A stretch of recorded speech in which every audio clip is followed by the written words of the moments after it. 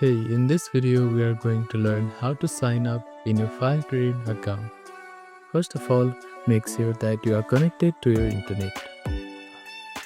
After that, open up your favorite web browser and type in firekirin.com. Here you can see a big button saying Get FireKirin account. Tap on it. Now you need to fill in your first name on the first field and your last name, phone number, email.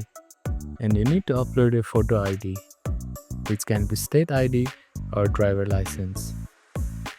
After filling out all these forms, click on Get FireKirin Player Account now.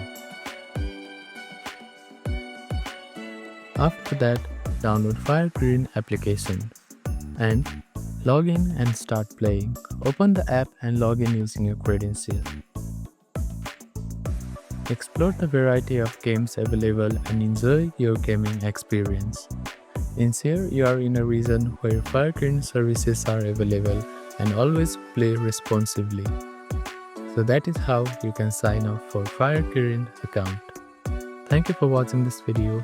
Please do not forget to like, share and subscribe to our channel and comment down if you have any queries.